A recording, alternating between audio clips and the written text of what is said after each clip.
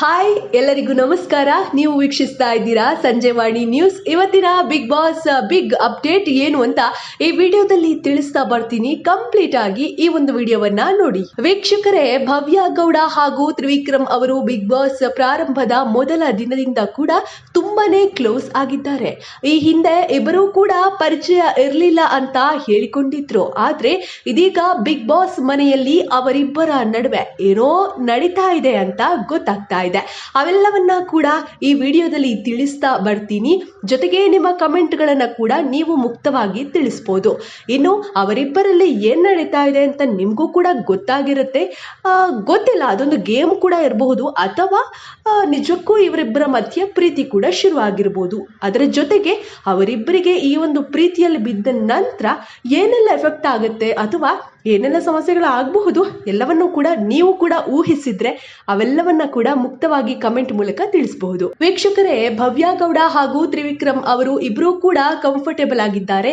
ಜೊತೆಗೆ ಇಬ್ರು ಕೂಡ ಮನೆಯಲ್ಲಿ ಬೇಸರವಾದಾಗ ಒಬ್ಬರಿಗೆ ಒಬ್ಬರು ಹೇಳಿಕೊಳ್ಳುತ್ತಾರೆ, ವಿಚಾರಗಳನ್ನ ಶೇರ್ ಮಾಡಿಕೊಳ್ಳುತ್ತಾರೆ.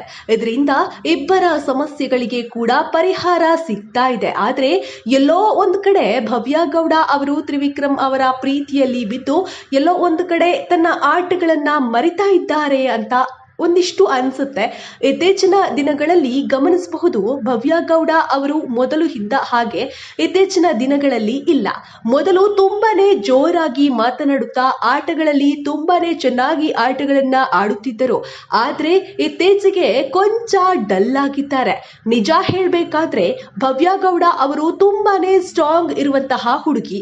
ಆಟಗಳನ್ನ ಅವರು ಗಮನವಿಟ್ಟು ಆಡಿದರೆ ಗೆಲ್ಲುವಂತಹ ಸೂಚನೆ ಕೂಡ ಜಾಸ್ತಿಯಾಗಿಯೇ ಇದೆ. ಆದ್ರೆ ಎಲ್ಲೋ ಒಂದು ಕಡೆ ತ್ರಿವಿಕ್ರಮ್ ಜೊತೆ ಸೇರಿಕೊಂಡು ಕೊಂಚ ನಿಧಾನವಾಗಿ ಆಟಗಳನ್ನ ಆಡುತ್ತಾ ಅಥವಾ ತನ್ನ ಆಸಕ್ತಿಗಳನ್ನ ಕೊಂಚ ಕಡಿಮೆ ಮಾಡಿಕೊಳ್ತಾ ಇದ್ದಾರೆ ಅಂತ ಒಂದಿಷ್ಟು ಸನ್ನಿವೇಶಗಳಲ್ಲಿ ಗೊತ್ತಾಗ್ತಾ ಇದೆ. ಆದ್ರೆ ತ್ರಿವಿಕ್ರಮ್ ಅವರು ಪ್ರತಿ ಬಾರಿ ಕೂಡ ಭವ್ಯ ಗೌಡ ಅವರಿಗೆ ಸಪೋರ್ಟ್ ಮಾಡ್ತಾರೆ. ಆಟಗಳನ್ನ ಈ ರೀತಿ ಆಡು ಅಂತ ಕಿವಿ ಮಾತನ್ನ ಕೂಡ ಹೇಳ್ತಾರೆ.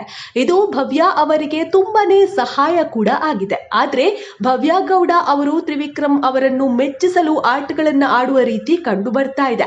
ಭವ್ಯ ಗೌಡ ಅವರು ಒಬ್ಬರೇ ಆಟಗಳನ್ನ ಆಡಿದ್ರೆ ಅಥವಾ ಒಬ್ಬರೇ ಗಂಭೀರವಾಗಿ ತ್ರಿವಿಕ್ರಮ್ ಅವರನ್ನು ಕೂಡ ಕಡೆಗಣಿಸಿ ಆಟಗಳನ್ನ ಆಡಿದ್ರೆ ಮುಂದೆ ಬರಬಹುದು, ಇಲ್ಲವಾದ್ರೆ ಆದಷ್ಟು ಬೇಗ ಮನೆಯಿಂದ ಆಚೆ ಬರಬಹುದು ಅಂತಲೂ ಕೂಡ ಹೇಳಬಹುದು.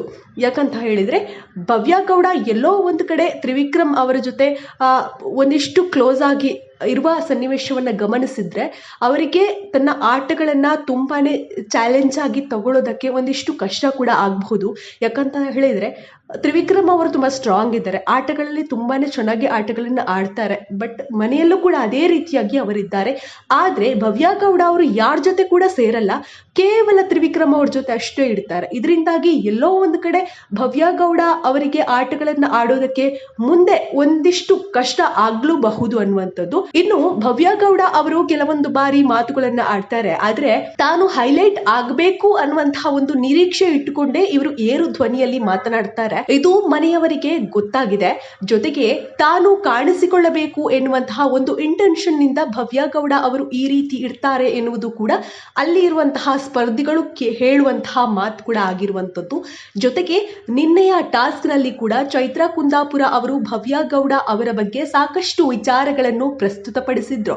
ಭವ್ಯ ಡೌ ಮಾಡ್ತಾರೆ, ಹಾಗೆ ಬಳೆಗಳನ್ನು ಒಡೆದು ಈ ಬಾರಿ ಕೂಡ ಬಳೆ ಹೈಲೈಟ್ ಆಗುವಂತಹ ರೀತಿಯಾಗಿ ಭವ್ಯ ಅವರು ಇಂಟೆನ್ಷನ್ ಆಗಿ ಈ ಒಂದು ಅಂದ್ರೆ ಬಳೆಯನ್ನ ಒಡೆದು ಮೇಜಿಗೆ ಕೈಯನ್ನ ಹೀಗೆ ಹೊಡೆದು ಬಳೆ ಒಂದು ಪೀಸ್ ಆಗುವ ರೀತಿ ಮಾಡಿದ್ರು ಅನ್ನುವಂಥದ್ದು ಕೂಡ ಚೈತ್ರ ಕುಂದಾಪುರ ಅವರು ಏರು ಧ್ವನಿಯಲ್ಲಿ ಹೇಳ್ತಾರೆ. ಭವ್ಯ ಗೌಡ ಅವರ ಬಗ್ಗೆ ತಾನು ಹೈಲೈಟ್ ಆಗಬೇಕು ಅನ್ನುವಂತಹ ಒಂದು ನಿರೀಕ್ಷೆ ಇದೆ ಭವ್ಯ ಅವರಿಗೆ. ಅದರಿಂದಾಗಿ ಅವರು ಆ ಥರ ಬಳೆಯನ್ನ ಕೈಯಲ್ಲಿರುವಂತಹ ಬಳೆಯನ್ನ ಪುಡಿ ಮಾಡಿದ್ರು ಅನ್ನುವಂತ ವಿಚಾರವನ್ನ ಹೇಳ್ತಾರೆ.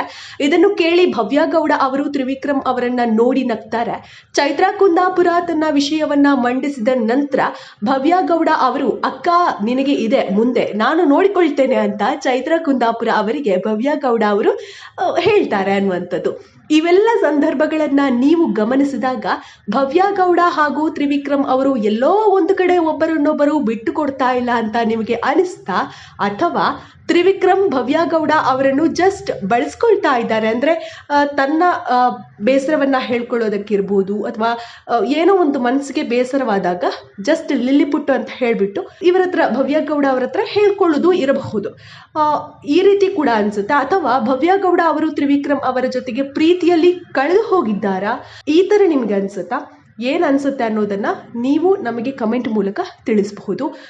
ಜೊತೆಗೆ ಭವ್ಯ ಗೌಡ ಹಾಗೂ ತ್ರಿವಿಕ್ರಮ್ ಅವರ ಜೋಡಿ ಹೇಗಿದೆ ಎನ್ನುವುದನ್ನು ಕೂಡ ನೀವು ಮುಕ್ತವಾಗಿ ಕಮೆಂಟ್ ಮೂಲಕ ತಿಳಿಸ್ಬೋದು. ಜೊತೆಗೆ ಅವರು ಆಟಗಳನ್ನು ಯಾವ ರೀತಿ ಆಡಬೇಕು, ತ್ರಿವಿಕ್ರಮ್ ಅವರು ಯಾವ ರೀತಿ ಆಟಗಳನ್ನು ಆಡಬೇಕು, ಜೊತೆಗೆ ಭವ್ಯ ಗೌಡ ಅವರು ಯಾವ ರೀತಿ ಆಟಗಳನ್ನು ಆಡಬೇಕು, ಎಲ್ಲವನ್ನ ಕೂಡ ನೀವು ಕಮೆಂಟ್ ಮೂಲಕ ಮುಕ್ತವಾಗಿ ತಿಳಿಸ್ಬೋದು. ಧನ್ಯವಾದಗಳು.